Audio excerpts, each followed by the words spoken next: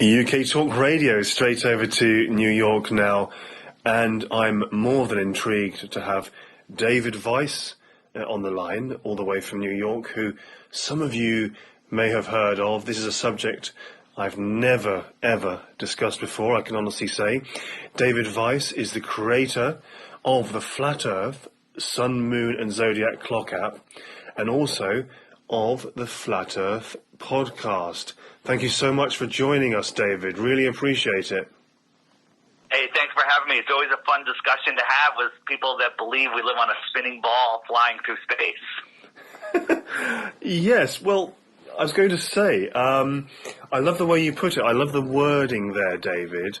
Now, I suppose it's true that when you're walking down the street, or doing whatever you're doing on this Earth plane, it certainly wouldn't seem obvious that we're spinning around and going through space, would it? And a lot of people would have no idea if, of course, they hadn't been told that. And of course, a couple of hundred years ago, most people would have had no idea, David.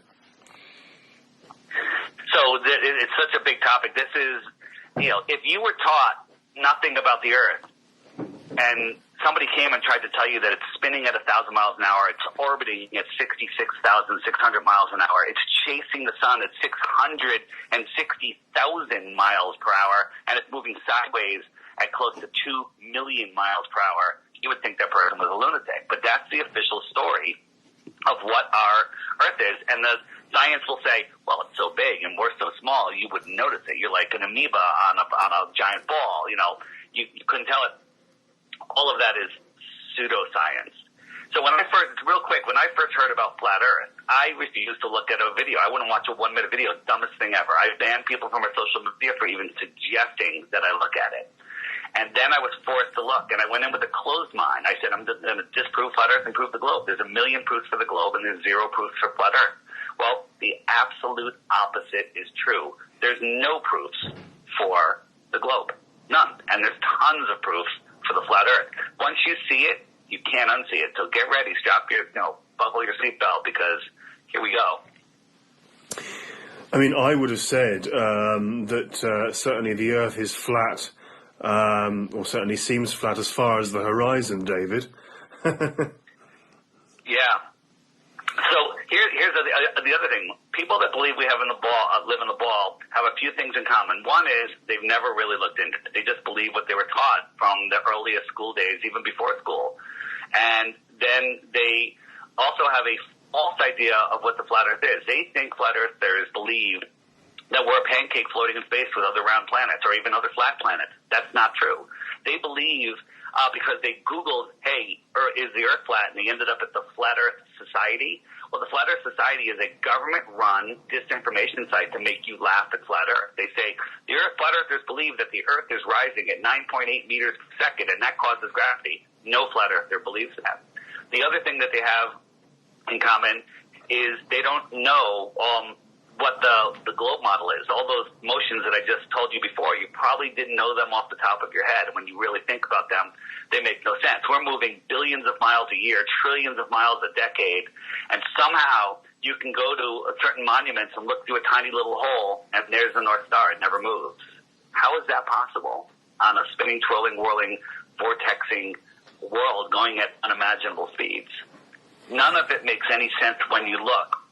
But they've programmed us not to look. In your view, David, is the globe, is the Earth moving at all? Not at all. So this is the way I describe it. So if it's not a disk floating in space, what is it? How come no one's falling off the edge? How come no one's taking a picture of the edge? Well, the edge of our world is like the edge of a lake. We live in the world pond, I call it, the world lake. Puddle, pond, lake, it's just different sizes. So what is the puddle? What is the pond? What is the lake? It's the low spot in the land where all the water accumulates, and the edge of a lake is just where the land is consistently higher than the water's edge. So what large bodies of water need a container. A lake's container are the mountains that surround it, or the hills, the higher lands that surround it. So think of the world's oceans as a giant lake. What's all of the continents or the islands, they're all surrounded by water, but what's that water surrounded by? It's surrounded by higher land. Did you know that the highest land on Earth is Antarctica? Antarctica is not a continent at the bottom of a ball spinning through an infinite vacuum. That's silly. Antarctica is the land that surrounds the world pond. It's the higher land. If you sail to Antarctica, you're not allowed to go there, by the way, except on a guided tour, and the land is like 200 feet over your head. It's the container. It's the shoreline of our world. What's beyond Antarctica? I don't know. Since 1959, there's been a worldwide treaty, in fact, that says nobody can independently explore Antarctica until the year 2041. It can't even be questioned until then. So what is out there? Well, we don't know, but Antarctica is likely bigger than all of the continents and all of the oceans combined. And what's beyond there? We don't know. Maybe it goes on forever, like infinite space, and the heliocentric model. David, when and why did you found the Flat Earth podcast, and how many years ago was it that this passion and this fascination really ignited itself within you?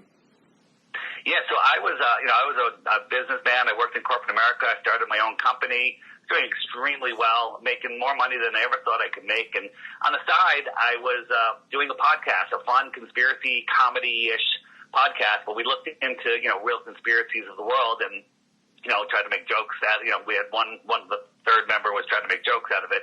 And then people started sending me, as I said earlier, hey, Dave, have you looked into Flat Earth? And I would delete, ban from our social media. You're too dumb to even listen to us. And then I was forced to look. And after a couple of weeks, I was like, I can't find any proof of the globe. And there's so many proofs of Flat Earth. I actually didn't just watch a video. I bought expensive equipment and went out and did measurements. And I'm like, this is unbelievable. Globe math, not Flat Earth math, says just at 10 miles, there should be 66 feet of drop. At 100 miles, there should be 6,000 feet of drop, right? But we can see too far. We can see way too far. There's no curvature.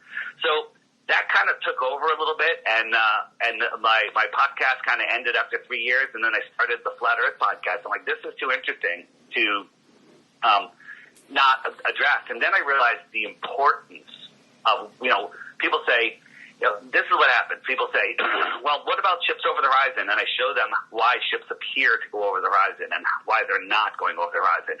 And they say, what about Aristophanes, sticks and shadows? What about sunsets over the ocean? What about seasons? And when I explain all those things away and show you how they really work, and you realize that seasons only make sense on a flat Earth, and then the people throw up their hands and go, well, what does it matter? What does it matter, the shape of the Earth? And my answer is it does not matter at all. It's the lie that matters. They, who are they, but we can get into that, they, the controllers of our world, the people that are controlling our minds, they want you to believe that you're on a spinning ball flying through an infinite universe with tons of other spinning balls, where an asteroid could take you out at any time, where there's all of these fear things, so you give up your God-given free will. They don't want you to know that you are at the center of creation, that you are a spirit of God living here on Earth with, your soul. I look at it as like your soul is a piece of God, and you're having experience here in this realm, expanding the mind of God. And your only goal here is to not lose control of your soul and not break anyone else's free will. Don't steal, don't kill, don't interfere with anyone else's free will. Go ahead. David Weiss, why would the powers that be or the people running this world not want human beings to know the truth? Why would they want us to think or believe or see the Earth as round, David? Because that makes us insignificant. It makes us, there's lots of people that have, found God, that are good people, that are doing stuff. But if you live in fear, you're more selfish. You're more divided. They've divided us up by countries, by religions, by political parties, sports teams, races, colors, sexes. They keep dividing, because they know if we all get together and we are the many, they are the nothing. And they would have no power over us. The only power that they have is the power that we give them in our minds. And they have us fooled, thinking that they can take our free will, and they can't. They can They can trick us into giving it away willingly, and that's what everybody does all of the time. So what difference does it make? You know, if you had a wild mountain lion and you kept him in your quarter-acre yard with a fence, he's not going to be happy. He's going to be pacing back and forth. But if you put him in a safari park with a 500-mile round fence, you know, that he can't get over, one day he's going to find that fence, he's going to look at it and go, a fence. He's going to turn around, he's going to go back in, he's going to live his life. But if you put a human in there, I don't care how big that fence is. As soon as he sees the fence, he's going to go, what's on the other side? I got to go. So they didn't put a fence around us. They put us on a ball. The ball is the fence. The ball is a prison. What if beyond Antarctica, across the plain, was more oceans and more territory? We might call that extra terra, extra land, extra territory. Well, you know, maybe there's people that live out there. Maybe there's advanced civilizations that live out there. And if they came over here, I would call them extraterrestrials from the outer space beyond Antarctica. Not flying through space, you know, coming from impossibly distant stars.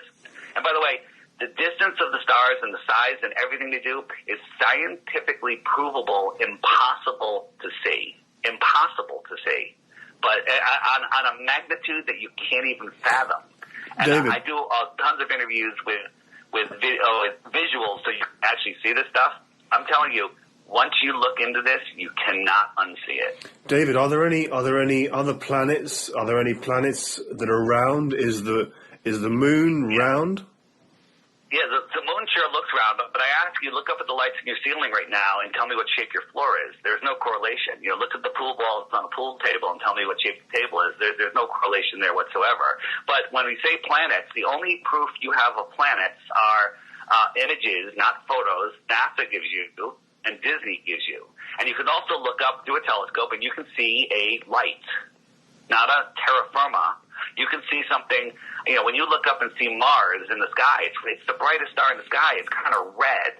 And you have to believe that that dusty, dirty ball is reflecting a distant sun all the way back to you where it's brighter than a burning star. None of it makes sense when you actually add science to it and you understand the inverse square law of light, how light travels, how light reflects. There's no way you can see that. When we look up and we see these wandering stars, they're in the Earth system. They're here. Everything we see in the sky is within the Earth system. We don't know how big they are. We don't know how far they are, but they're very close. If you look at the full moon on a... Yeah. David, forgive me, are you saying that people that deride and attack and criticize and mock, for want of a better term, flat earthers, are doing that because they are misguided as to what you really believe and they don't fully understand what you believe, and that's why they mock you? That's right. What they think we believe is not what we believe, and they don't understand. They haven't looked into it, so they're mocking us for something that we would mock also. If someone told me flat earthers believe, you know, this nonsense, I'd be like, that's crazy. But it's not about belief. Belief is the enemy of knowing. You believe you live on a ball. If I asked you, if we had more time, I would say, what's one thing that makes you think you live on a ball? And if we talked for a little bit, or you checked out my app, you would realize you have nothing. There's nothing. You know, people say photos. Well, there are no photos of Earth. Well, what about the blue marble? You know, what about the two pictures that NASA's given us? Well, you compare them and do scientific measurements on them.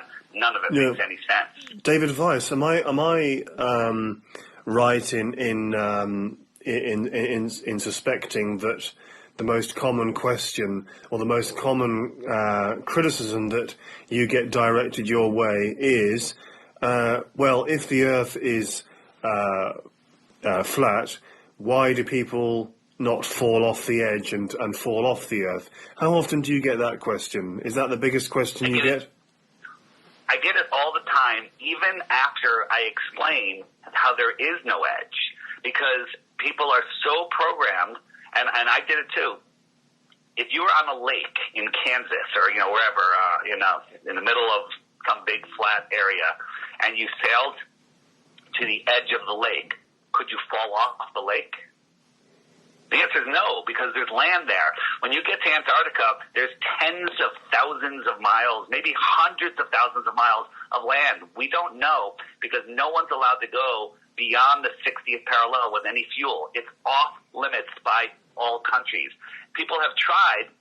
They've even got permission from their little rogue countries that gave them permission, and they were stopped by military force, threatened to be sunk, turned around, sent home, arrested, and jailed. So what's beyond Antarctica? No civilian is allowed to go there and find out. So where's the edge? I don't know. There may never be an edge. Maybe it goes on forever. How many years did you say you'd been on this particular journey, David? 6 years. 6 years. Oh, right. So relatively recent then. Well, Yeah. How many people? There is an awakening. People think that, hey, the Greeks figured it out 2,000 years ago. That's a made-up story about Aristophanes. I interviewed a woman in February of 2020. She's 102 years old. And I was interviewing her about the World's Fairs that she went to in New York. And she had such a memory of her 5th birthday party. I asked her where she went to school, elementary school. She knew the teacher, the street, the school name, everything, even kids in her class. And I said, what did they teach you in science about school? And she said, they taught me the earth was flat. Then we found another woman from Croatia who said in the 1930s, she was in the 1920s, 1930s, all of Croatia, all of the schools were teaching flat earth. So then we started looking at microfilm and newspapers. And we found from the early 1900s a bunch of articles about teachers that were being persecuted and threatened with jail for trying to introduce the heliocentric system into the public school system. Okay? David. So this entire thing happened in the early 1900s. The hijacking of our world happened in the early 1900s. David, do you know roughly how many? Do you have a rough figure for how many people in the United States, for example, are subscribers or members affiliated with this flat Earth fraternity, if you like? Do you know roughly how many people in the US you've got that are close really followers? Hard to say. It's hard to say, but we have conferences all the time. Oh yeah. And, I did a little meetup, a local meetup, and 200 people showed up. I was like, I thought 10 or 20 people were going to show up. They did a survey in Brazil, and 10 million people said they think the Earth is flat. Okay, in Brazil alone, 10 million people are questioning the globe. Now, there's the flat earthers. We're like trying to figure out: are there multiple puddles? Are there circular? Are there lands circling our puddle? There's all sorts of speculation on what it is, but what we all agree on and can scientifically prove using real science is that the heliocentric system is impossible. Nothing exploded, created everything, and then all of the matter, all of the rocks turned into balls, and all of the gases turned into bigger gas balls, leaving a vacuum in between. How does gas turn into a ball, leaving a vacuum next to it without a container? None of it makes sense. It breaks every scientific law there is. David, this has been a great introduction, a great overview. We've barely scratched the surface, but I'm grateful that you've got in touch with us and given us this overview, David. Now, how can people find you and contact you online? And what's your website called, please? Could you give our listeners some pointers, please? Sure. So real quick, if you try to Google Flat Earth, you're going to get served garbage. There's so much garbage on there, you'll have a hard time finding any of the real videos. They're shadow banned. They're still there, but you can find them. So I created the Flat Earth Sun, Moon, and Zodiac Clock app for Android and Apple. And what it does is every day it shows you a model of how it works. It shows you how seasons work. It shows you how day and night works. It shows you everything. There's a featured video every day, and this is the challenge I have. I'm offering a Bitcoin for anybody that can come up with one proof of the globe if they take the Flat Earth Challenge. Watch the daily video every day for 2 weeks, short ones during the week, a little longer ones on the weekend. And if you have any proofs of the globe, send it to me at info@theflatearthpodcast.com. And also, if anybody wants to interview me, that's the contact address. But before you do it, you have to hit the question mark, which is the frequently asked questions, and up come the top 21 questions. And there's playlists of videos that will not be served to you online. You will not find these easily online unless you know the exact name and channel name. And it's all done by categories. And every question you have, like what about eclipses? What about boats over the horizon? What about southern flights? Well, all of the stuff. It's all answered in there. My podcast, my Instagram, and my website, all by the same name, The Flat Earth Podcast. And My YouTube channel, lots of short videos, DITRH. It's the initials for Deep Inside the Rabbit Hole, DITRH. But the best way, if you want to learn about Flat Earth, is take the Flat Earth app challenge. Well, I was going to... Sun, Moon, and Zodiac Clock app. Well, David, I was going to say you certainly haven't left me feeling flat about this subject, and you've given us a very well-rounded introduction to the subject, so thank you very much. All right, thanks for having me. Thank you, David. That was David Weiss on UK Talk Radio, all the way from New York.